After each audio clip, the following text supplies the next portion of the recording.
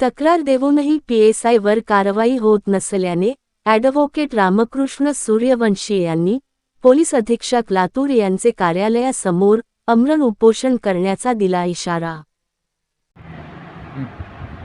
मी advocate Ramakrishna निवृत्ती सूर्यवंशी, राहणार Udgir, निलंगण road Udgir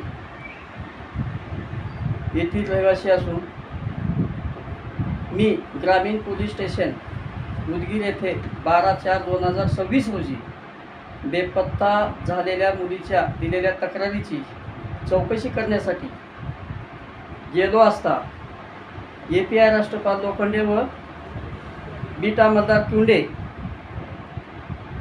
यांनी योग्य ती माहिती न देता मलाच उद्धट, उर्मट व आडरावाची भाषा करत तुझ्यासारखे 56 वकील आमच्याकडे येतात, जर तुला दिलेल्या तक्रारीची रीतसर FIR पाहिजे असेल तर तुला आम्हाला पैसे द्यावे लागतील असे म्हणून धमकावत होते। मी त्यांना पैसे देण्यास विरोध केलो असता API राष्ट्रपाल लोखंडे व जमादार किवडे यांनी संगनमत करून मला माझ्या शर्टाला धरून लाथाबुक्क्याने मारहाण करण्यास सुरुवात केली। दिनांक 12/4/2026 रोजी ऑनलाईन तक्रार दिली।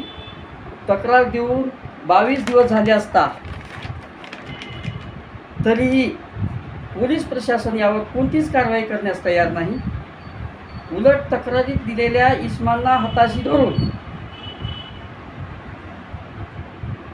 माझ्या विरोधात कारवाई करण्याकरिता पोलीस अधीक्षक लातूर यांना तक्रार दिल्याचे निदर्शनास आले आहे।